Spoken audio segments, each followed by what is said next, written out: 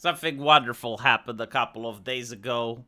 The Vice President of the United States of America, J.D. Vance, decided to break into the Internet Mental Asylum and placed his manhood on the table and started talking about trans issues. He started talking about right-wing discussion points on trans issues. Hello, Blue Sky.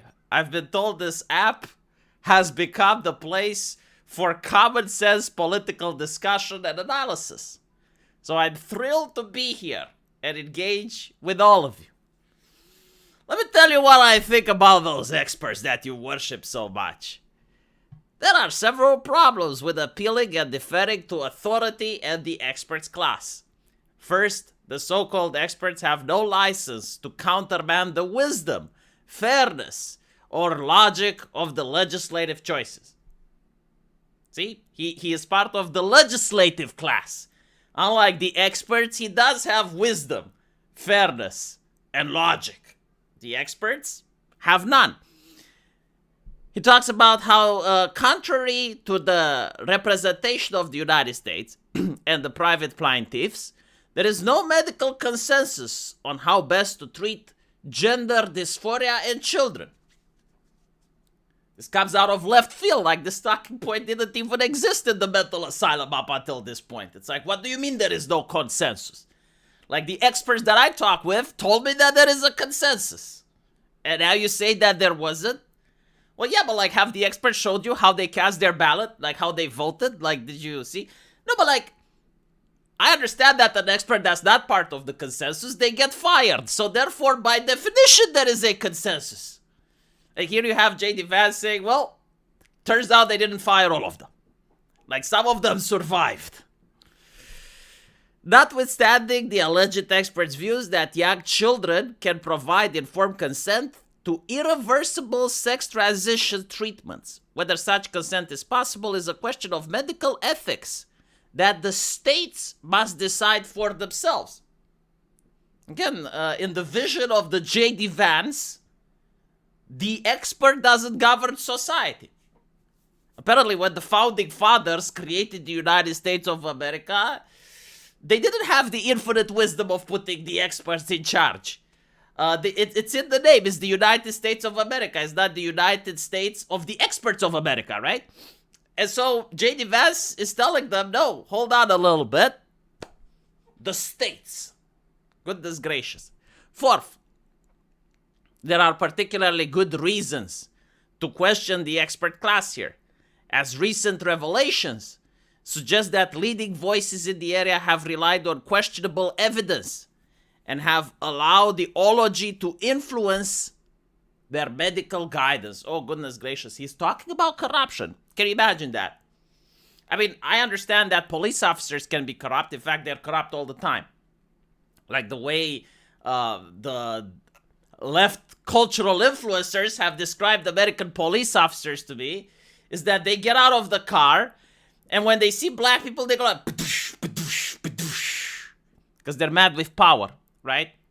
Like they always just come out gun blazing. They don't even ask questions. Like they see a black person, you know? It's what Romanians understand that America is like, based on American media source, citation. And so, again, we understand that police officers definitely corrupt. Like they even planned the marijuana. Do they do this? Because again, like the Young Turks told me they do. Like they pat down a innocent black person, right? And the cop, like with the very trollish face over there, you know, probably takes a selfie with him and his friends, you know, thumbing up as they place the marijuana. They place la cocaína. They place la cocaína in the car. And then they're like, guilty, right?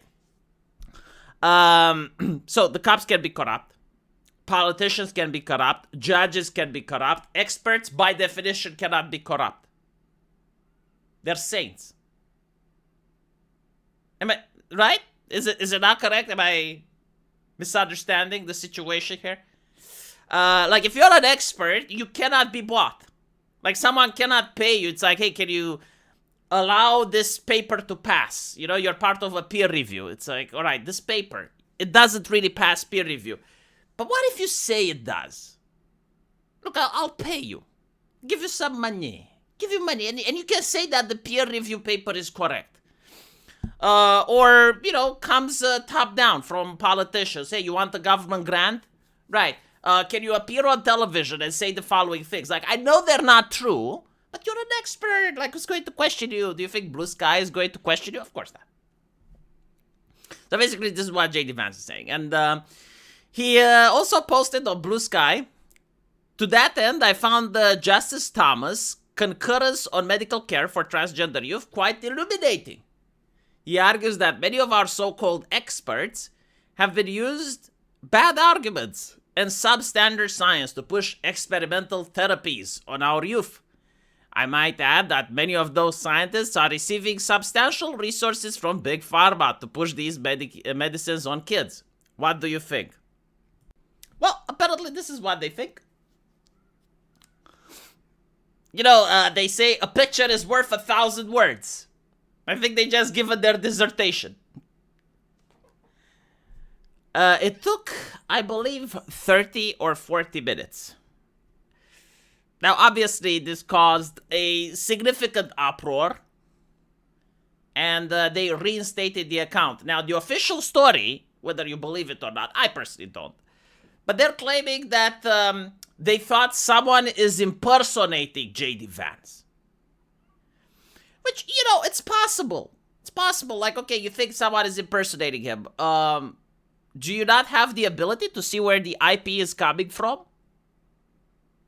Like, if you see that it's coming from Washington, D.C., then the next step would be block any new posts from that account, contact them in DM, and it's like, can you verify to us that you're J.D. Vance?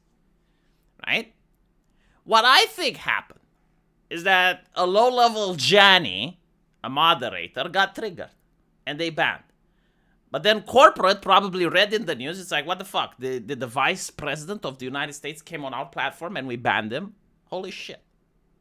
And they, saved face by saying, oh, well, we didn't know. We didn't know. Couldn't be sure.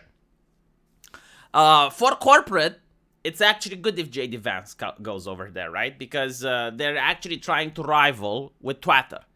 Now, Twitter, even at its peak of mental asylum insanity, they would allow right-wingers. Like, they would still ban a lot of them, but they would allow the image that, yes, everyone can make an account here.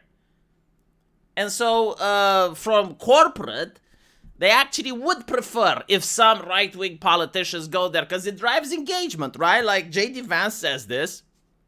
The mental asylum churns and gets agitated. And then they start arguing with J.D. Vance. They start flaming, and this drives engagement, right? And so it helps grow their platform. Because take into account, they're trying to compete with Twitter. So banning J.D. Vance, not a good idea. Especially if you're banning him over not being the violator. He hasn't violated the TOS. So yeah, now J.D. Vance is also on the most literate platform on the internet. Let me know what you guys think. And as usual, I will see you on my live stream. Take care.